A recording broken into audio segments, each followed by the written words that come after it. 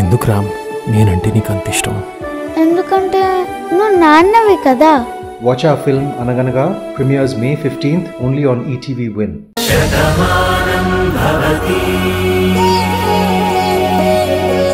తను రాధే కానప్పుడు రాధ విషయాలు చెప్తే తనకెలా గుర్తొస్తుంది?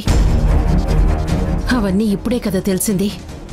మరే అంతలా ప్రేమించారు కాబట్టి అదే రూపంలో ఉండే మా భానుని రాధ అనుకున్నారు. నాకు చిన్న అనుమానం, ఒకవేళ మా భానుకి గతం గుర్తుకు రాకుండా ఈ రెండు కుటుంబాలు ఆ గుడిలో ఎదురు కాకుండా ఉంటే రాధే అనుకుని మురారి భానుని పెళ్లి చేసుకునేవాడా? అదేంటండి అలా అడుగుతున్నారు? నేనేం తప్పుగా అడగటం లేదు. ఎందుకంటే తనెవరో మీకు తెలీదు. పాపం అసలు తనెవరో తనకే తెలీదు. అలాంటి పరిస్థితుల్లో మీ ఇంట్లో ఉంది కదా. ఇంతలా ప్రేమించిన మనిషిని చూస్తూ ఎలా వదిలేస్తారు అని అనుమానంతో అడిగాను. అంతేగాని నేనేం తప్పుగా అడగటం లేదండి. మీరన్నది కూడా నిజమేనండి. మా తమ్ముడు తను రాధ అనుకుని ఎంతగానో ఇష్టపడ్డాడు. అయినా సరే తనకి గతం గుర్తు చేయాలనే ప్రయత్నం చేశాడు. కానీ మధ్యలో ఊళ్ళో లేనిపోని మాటలు కూడా అన్నప్పుడు మా తమ్ముడు ఒక నిర్ణయం తీసుకున్నాడు. గతం గుర్తొచ్చినా రాకపోయినా తనని పెళ్లి చేసుకోవాలి అనుకున్నాడు. కానీ అప్పుడే ఆ గుడి దగ్గరికి రావడం, మిగిలిన విషయాలన్నీ మీకు తెలిసినవే. ఆ అమ్మవారు ఎవరి చెంతకు ఎవరిని చేర్చాలో నిర్ణయించింది కాబట్టే అలా గుడి దగ్గర రెండు కుటుంబాల్ని ఎదురుపడేలా చేసి రాధకి గతం గుర్తొచ్చి భాను అని తెలిసేలా చేసింది. అంతేనండి. ఆ అమ్మవారి దయతోనే ఇదంతా జరిగింది. లేదంటే కథ మరోలా ఉండేది. సరే, నాకు చిన్న పనుంది, వస్తాను. అమ్మా భాను, ఒకసారి ఇలా రా అమ్మా. ఒక నిమిషం. జయా, ఒకసారి ఇలా రామ్మా. అమ్మా వస్తున్నా.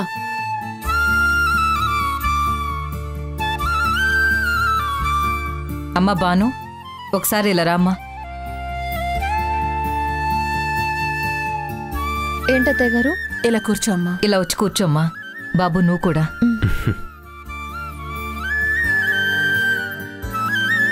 కూర్చో, కూర్చోమ్మా. అమ్మాయి, కొంచెం గంధం బొట్టు తీసుకురావా? ఎందుకండి? అదేంటే తీసుకురామంటే ఎందుకని అడుగుతావేంటే? వెళ్ళి తీసుకురా.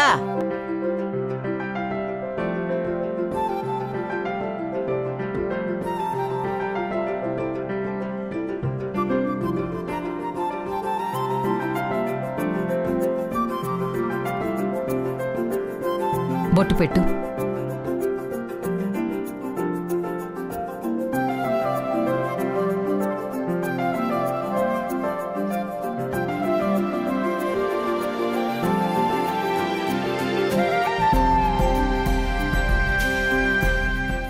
సత్య, అదేలా ఇవ్వు.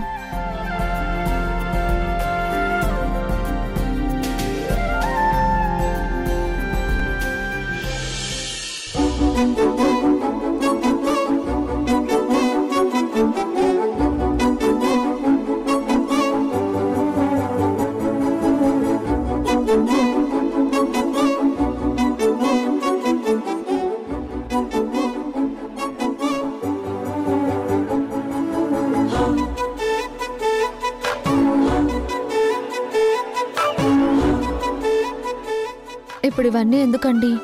కాదనకమ్మా. మా ఊర్లో ఏ ఇంట్లో శుభకార్యం జరిగినా మా ఇంటి నుంచి పట్టుబట్టలు పంపించడం మా ఇంటి ఆనవాయితీ. అలాంటిది మాకెంతో ఆత్మీయురాలివి నువ్వు. మీరంతా మావాళ్ళు.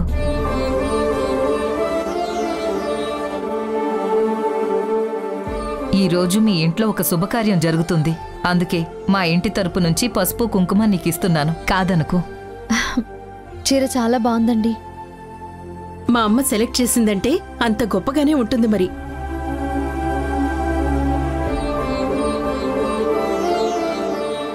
అవును మరి. భానుకి ఇవ్వడం అంటే మా ఇంట్లో అందరికీ ఒక పెద్ద పండగే. అమ్మమ్మ చేనేత వాళ్ళని పిలిపించి ఎంతో ప్రత్యేకంగా నేయించింది. మావయ్య కూడా చాలా శ్రద్ధ తీసుకున్నారు. అందుకే ఈ చీర అంత అందంగా వచ్చింది. భలేవారే, మీరొస్తే సరిపోదా? మీ అభిమానం చాలదా? ఇంకా ఎందుకు ఇవన్నీ? అమ్మమ్మ, వాళ్ళ అభిమానం ఇది అని చూపించారు కదా. మనం కాదు అన్నా భాను మీద వాళ్ళకి ఎంత మమకారం ఉందనేది ఇదిగో దీన్ని బట్టి తెలుస్తుంది కదా. అత్తయ్య, ఈ చీర నిజంగా చాలా బాగుంది కదా. అవునమ్మా, చాలా అందంగా ఉంది. నీ ఒంటికి మరీ బాగా నప్పుతుంది. మీరేమనుకోకపోతే నేను ఫంక్షన్లో ఈ చీర కట్టుకుంటాను. అదేంటి బాను, అమ్మ నీ కోసం ప్రత్యేకించి చీర కొంది కదా, మరి నువ్వు ఈ చీర కట్టుకుంటానంటావేంటి? ఎంతో అభిమానంగా నా కోసం తీసుకొచ్చారండి. సత్య చెప్తుంది కదా ప్రత్యేకించి నేయించారు అని. మరి వాళ్ళ ముందే నేను ఇది కట్టుకొని ఫంక్షన్ చేసుకుంటే వాళ్ళకే ఆనందంగా ఉంటుంది కదా. మీకు అభ్యంతరం లేకపోతేనే నేను ఈ చీర కట్టుకుంటాను. అత్తయ్య, మీరు కాదు అంటే నేను ఇంకోసారి కట్టుకుంటాను. భలే దానివి, అలాంటవేంటి? వాళ్ళు నీ మీద ఎంతో అభిమానంతో తీసుకొచ్చారు. ఈ చీర నీకు నచ్చింది, నువ్వు అలాగే కట్టుకో. ఇందులో అభ్యంతరం ఏముంది చెప్పు. పర్లేదు బాను, మీ అత్తయ్య గారు కొన్నారు అంటున్నారు కదా, నువ్వు ఆ చీర కట్టుకోవడమే మంచిదేమో. ఏంటండి ఇది? మనం అందరం ఒకటే అనుకున్నాం కదా. తనకేది నచ్చితే తనని అదే కట్టుకోమనండి. నేను తీసుకొచ్చిన చీర ఇంకోసారి కట్టుకుంటుంది. భాను, ముందు నువ్వు వెళ్ళి ఆ చీర మార్చుకుని రాపో. వెళ్ళు.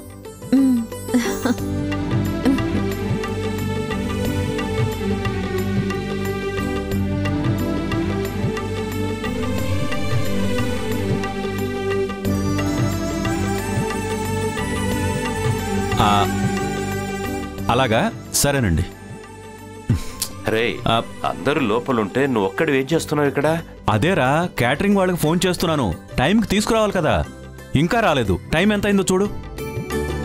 మనం ముందుగా చెప్పకపోతే ట్రాఫిక్ జామ్ అయిందండి, అప్పడాలు వేయించడం లేట్ అయిందని ఏవేవో కారణాలు చెప్తారా. సరిగ్గా 12 అలా రావాలని చెబుదామని కాల్ చేస్తున్నాను. రే, నీకంటే ముందే వాళ్ళకి నేను ఫోన్ చేశాను లేరా. వాళ్ళు ఆల్రెడీ బయలుదేరారు, వచ్చేస్తున్నారు. మరి ఆ విషయం నాకు చెప్పాలి కదరా. నాకేం తెలుసు, నువ్వు ఇలా బయటకొచ్చి ఒంటరిగా నిలబడి అలా ఇలా నడుస్తూ ఫోన్లు చేస్తావని. సత్య, తర్వాత మాట్లాడదాం, ముందు ఫంక్షన్ అయిపోని. మావయ్య, ఇందులో మాట్లాడడానికే ఉంది. ముందో మాట చెప్పేస్తే తర్వాత అన్ని సంగతులు మాట్లాడుకోవచ్చు. నీకేం తెలీదు, నువ్వుండు. అరే, నా మాట విని సత్య. నీకేం తెలీదు, నువ్వు రా మావయ్య. ఏమీ తెలీదంటుంది.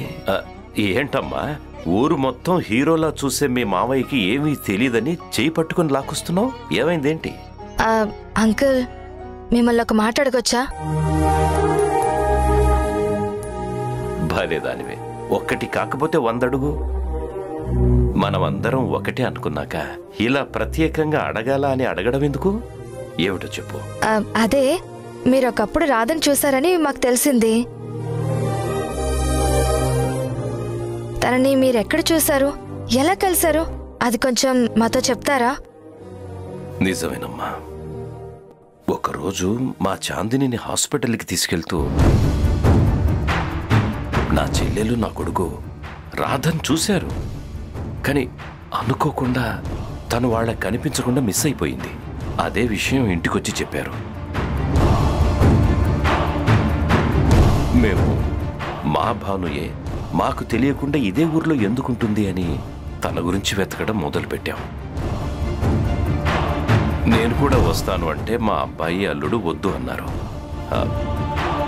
అయినా సరే వాళ్ళు చెప్పిన ఆనవాళ్లు పట్టుకుని నేను అక్కడికి వెళ్ళి నిలబడ్డాను.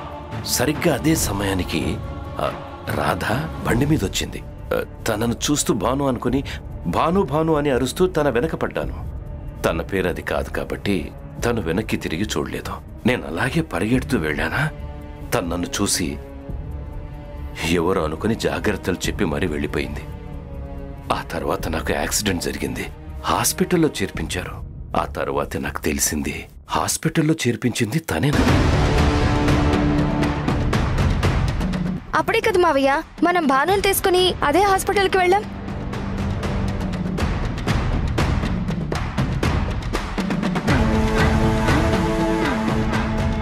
ఏంటి బాబు, ఆ అమ్మాయి పేరు చెప్పగానే అంతలా ఫీల్ అవుతున్నావు? రాధంటే నాకు ప్రాణం అండి. తనతోనే నా జీవితమని ఎంతో ఊహించుకున్నాను. ఈ జన్మంతా తనతోనే ఉంటానని ఎన్నో కలలు కన్నాను. కానీ నా నుంచి ఎందుకు తను దూరం అయిపోయిందో నాకు తెలియట్లేదు. మాకు కనిపించకుండా ఎందుకు బతుకుతుందో నాకు అర్థం కావట్లేదు. తను లేని జీవితాన్ని నేను ఊహించుకోలేకపోతున్నాను. బాబు, నువ్వు ఆ అమ్మాయిని ఎంత గొప్పగా ప్రేమించావో నీ మాటలోనే అర్థమవుతుంది. నువ్వు ఆ రాధ అనుకునే కదా అదే పోలికలతో ఉన్న మా భానుని కూడా అంతే అపురూపంగా మీ ఇంట్లో వాళ్ళందరూ చూసుకున్నారు. మీరేంటో, మీ మర్యాదేంటో, మీ మనసేంటో మాకు కొత్తగా చెప్పక్కర్లేదు. అన్ని విషయాలు మాతో భాను చెప్పింది. తప్పకుండా మీరు ప్రేమించిన అమ్మాయి కనిపిస్తుందని నమ్మకం మాకుంది. అవును బాబు, ఎంతగానో ప్రేమించుకున్న వ్యక్తులు ఒకరికొకరు దూరం అవ్వరు అని నిరూపించడానికి నిదర్శనమే మా భాను కార్తీకుల జీవితం. అలాంటిది ఆ అమ్మాయిని నువ్వు అంతగా ఇష్టపడ్డావు అంటే తప్పకుండా ఆ అమ్మాయిని దగ్గరికి వస్తుంది బాబు. నిజంగా అదే జరిగితే నాకన్నా ఆనందించేవాళ్ళు ఎవరు ఉండరండి. మీ మాట నిజమైతే మీకు జన్మంతా రుణపడి ఉంటాను. అయ్యో, చెప్పాను కదా, దైవం కొన్నాళ్ళిలా దూరం పెడుతుంది. తర్వాత ఎవరిని ఎలా కలపాలో అలాగే కలుపుతుంది. ఎలాగూ మీరు ఇక్కడికి వచ్చారు కాబట్టి ఆ రాధ గురించి పూర్తిగా తెలుసుకున్నాకే ఇక్కడి నుంచి వెళ్ళండి.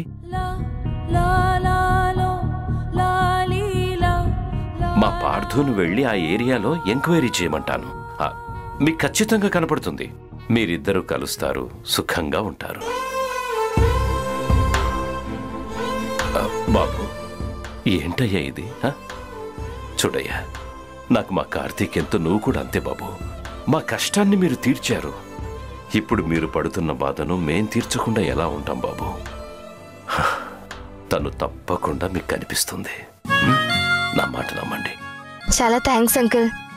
మా మావయ్య జీవితంలో రాధ అనే మనిషికి ఎంత ఇంపార్టెన్స్ ఉందో మీ అందరికీ ఈ పాటికి అర్థమయ్యే ఉంటుంది. తను మావయ్య దగ్గరకు వచ్చింది అంటే ఈ ప్రపంచంలో అంతకన్నా గొప్ప గిఫ్ట్ని మా మావయ్యకి ఎవరూ ఇవ్వలేరు. అది మీరు చేస్తాను అన్నారు. చాలా థ్యాంక్స్ అండి. అయ్యో, మనలో మనకు థ్యాంక్స్ ఎందుకమ్మా? నిజంగా బాను మా ఇంట్లో ఉన్నన్ని రోజులు మాకెంతో సంతోషంగా ఉండేదండి. అవునండి, మా భాను రూపంలో మీ మురారి ప్రేమించిన అమ్మాయి కూడా ఉండడంతో మీరు తనే అనుకుని ఆనందంతో ఉన్నట్టున్నారు కదా. కొంతవరకు అదే అయినా భాను ప్రవర్తన, మాట తీరు అవన్నీ మా అందర్నీ ఎంతగానో ఆకట్టుకున్నాయి.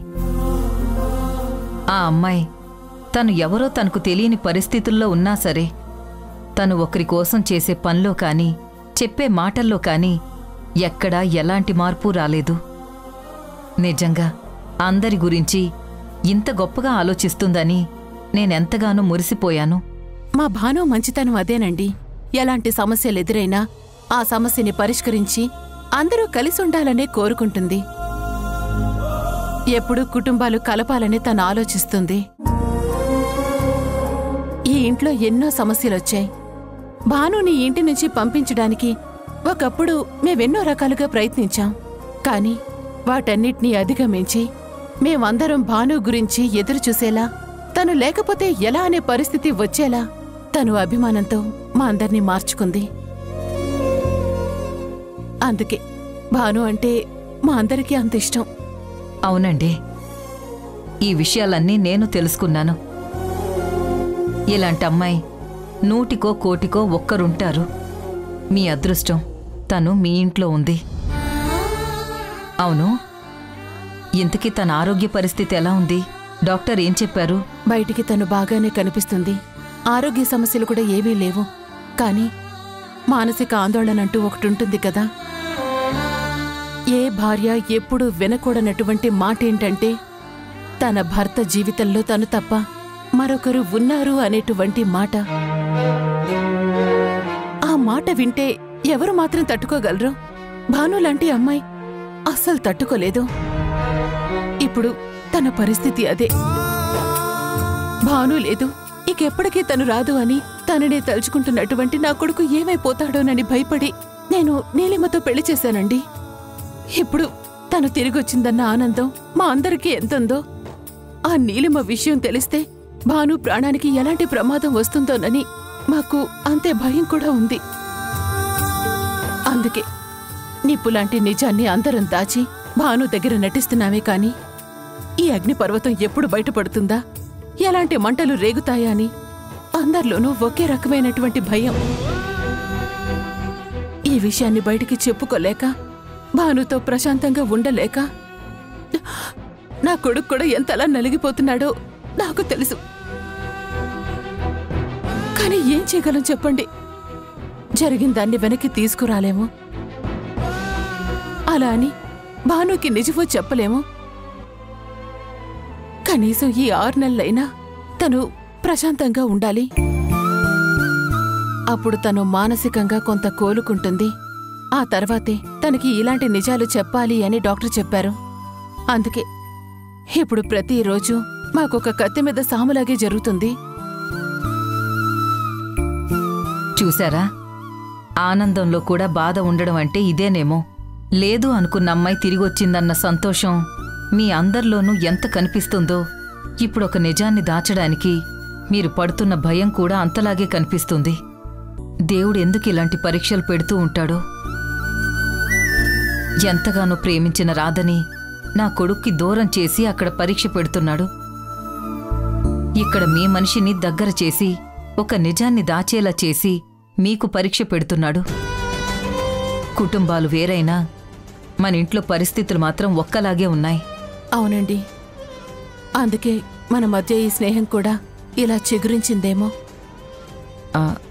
అవును, నేనొచ్చిన దగ్గర నుంచి గమనిస్తున్నాను, నీలిమ కనిపించలేదు.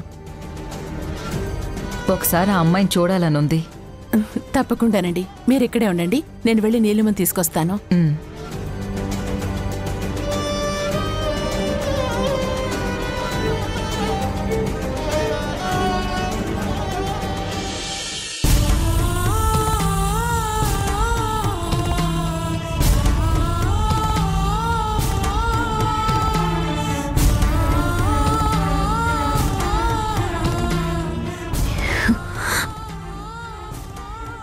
చూడమ్మా, నువ్వు కన్నీళ్లు దాచుకుంటున్నా ఈ ఇంట్లో నువ్వు పడుతున్న కష్టాన్ని నేను తెలుసుకోలేననుకుంటున్నావా? పర్వాలేదాంటీ, ఇదంతా మనం ఎవరి కోసం చేస్తున్నాం? భాను కోసమే కదా. తను బాధపడకుండా ఉండటం కోసం నేను ఎంత బాధనైనా భరిస్తాను.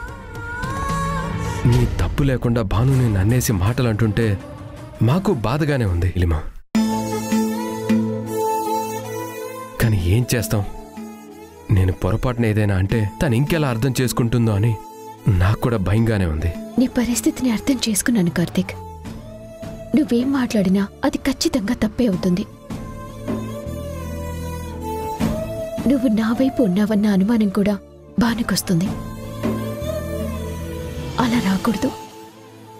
అందుకే బాను నన్ను ఏమన్నా సరే నువ్వెలా మౌనంగా ఉంటేనే మంచిది. నీలిమా, నువ్వు సహనంలో భూదేవిని మించిపోయావని నాకు అర్థమైంది. కాని కింద ఫంక్షన్ జరుగుతూ ఉంటే అందరూ అక్కడుంటే నువ్వు ఒంటరిగా ఈ గదిలో ఎందుకమ్మా? కిందికి రా, అందరితో కలిసుండు. అవును నీలిమా, మేమందరం అక్కడ హ్యాపీగా ఉన్నాం. నువ్వు మాత్రం ఇలా ఒంటరిగా ఇక్కడ బాధపడుతూ ఉంటే మాకు బాధ అనిపిస్తుంది కదా. అందుకే నేను తీసుకెళ్దామని వచ్చాను. పద. వద్దు కార్తీక్, నేనెక్కడికి రాను, ఇక్కడే ఉంటాను. నేను రాను, మీరు వెళ్ళండి. నువ్వు కూడా ఈ ఇంటి కోడలువేనమ్మా. ఇంట్లో జరుగుతున్నటువంటి ఫంక్షన్లో నువ్వు లేకపోతే ఎలా చెప్పు? నా మాట విని రా. పర్వాలేదంటే అక్కడ భాను కార్తీక్ హ్యాపీగా ఉండాలని నేనిక్కడికి వచ్చాను. తెలుసో తెలియక నేను పొరపాటున ఏదో ఒక పని చేస్తాను. అది భానుకి కోపం తెప్పిస్తుంది. అందరి ముందు నన్ను తిడుతుంటే భానుకి చెప్పలేక మీరందరూ ఇబ్బంది పడతారు. కార్తీక్ కూడా ఫీల్ అవుతూ భానుని కంట్రోల్ చేయడానికి ఒక్క మాట అంటే తనకి లేనిపోని డౌట్ వస్తుంది. ఇలా పదే పదే కార్తీక్ ప్రేమ మీద భాను అనుమానపడితే నాకు బాధగా ఉంటుంది. అందుకే నేను ఇక్కడే ఉంటాను. అక్కడ మీరందరూ హ్యాపీగా ఉండండి. వెళ్ళండి ప్లీజ్.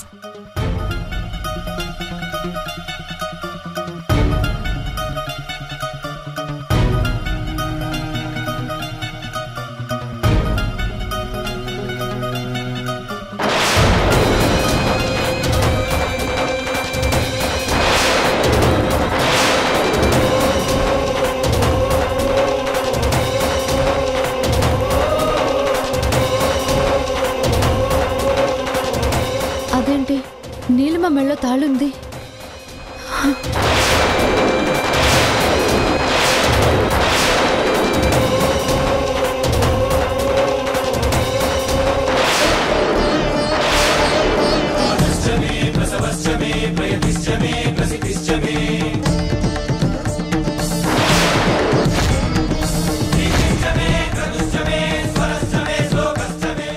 నీలిమ భాను వస్తుంది.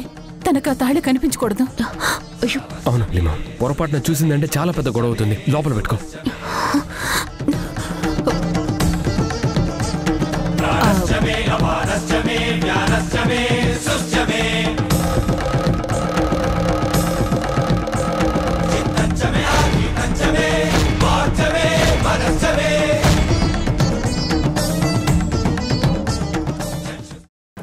ఏంటి భాను అలా కొత్తగా చూస్తున్నావు? నీకు పెళ్ళెప్పుడు జరిగింది? నేను అడుగుతూ ఉంటే కళ్ళు పెద్దవి చేసి చూస్తావేంటి? నీకు పెళ్ళెప్పుడు జరిగింది? ఎవరితో జరిగింది?